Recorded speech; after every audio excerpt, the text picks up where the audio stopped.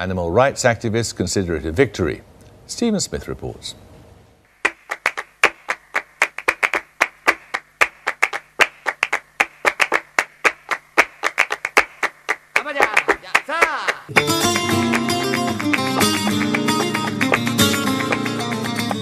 Bullfighting is the only art in which the artist is in danger of death, and in which the degree of brilliance in the performance is left to the fighter's honor.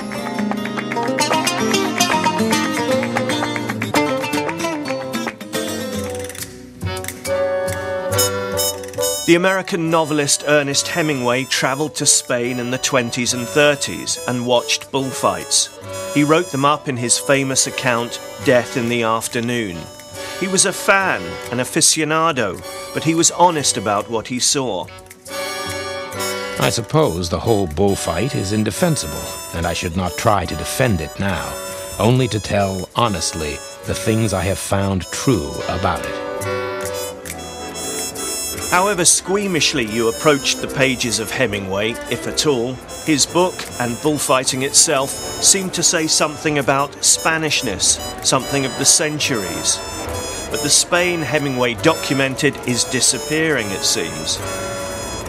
As well as the protests in city centres, this summer, the 50th anniversary of Hemingway's death sees the last ever season of bullfighting in Barcelona. To some, it's a long overdue end to a barbaric practice. But others see it as a political act, as Catalonia waving a red rag at the rest of Spain and its cultural heritage. And that includes the Fiesta of Bulls. 76-year-old former matador Enrique Molina is a grizzled and gored veteran of the ring. Realmente es algo que me conmueve. Really, it's something that shakes me. This bull ring has been the best in the world. From that height, it seems we'll no longer be able to see the bulls in Barcelona. But campaigners who lobbied Catalan MPs to abolish bullfighting claim it's simply a reaction to cruelty to animals. I know that bullfight supporters said that it's just politicals, but well, I think that they don't want understood bullfighting is cruel, because sometimes they say, no, bullfighting is not cruel, and I think of course it is. In a boutique Barcelona hotel, where you or someone you know has almost certainly stayed on a city break, Damien Castaño is being dressed in the bullfighter's so-called suit of lights.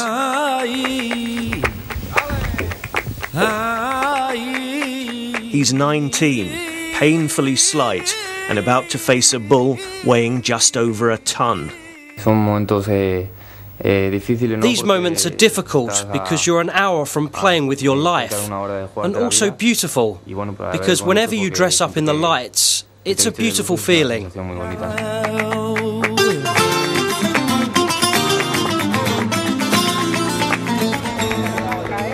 La Monumental, the last bull ring in Barcelona. It's early in the season, the last season here, and none of the superstars of the Spanish circuit are on the bill.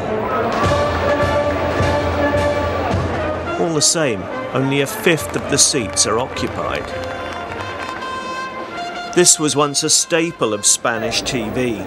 Now bullfights are only shown on a satellite channel, another sign of the times perhaps. The crowd offers some encouragement to Damien Castaño, the novice, and at least he survives his afternoon, which is more than can be said for the bull.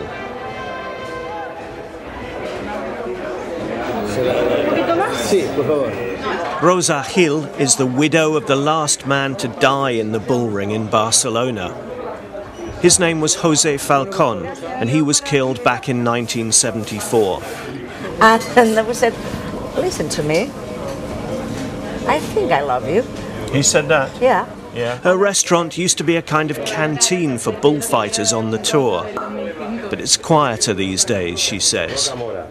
It's the beginning of the Finnish bullfighting all over the world. Our kids in the school, they are growing up with different sensibilities. Different attitudes. Different attitudes with the animals, with the trees. You don't mind if it finishes, maybe? No, I think that will be the most normal, because life is like that.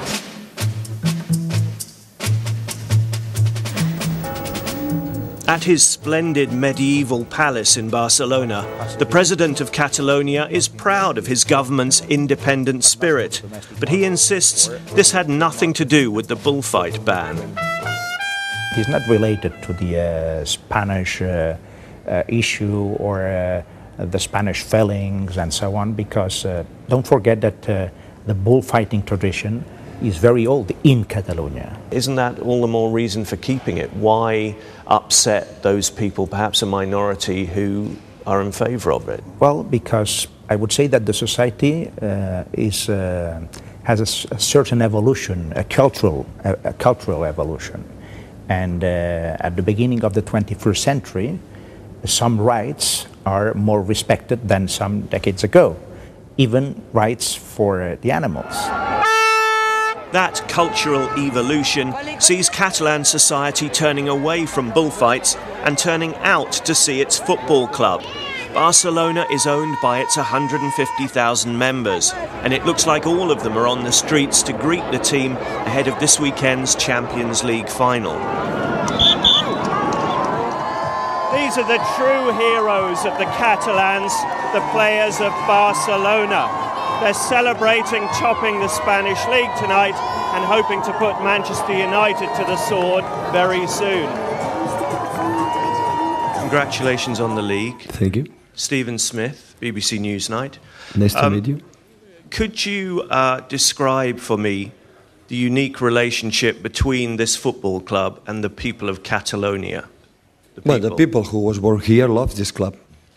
Love other clubs like Espanyol or other clubs, but because they identify, because they love from the deep of their heart, but also for the way we play, and so it's a part of the culture about this little country.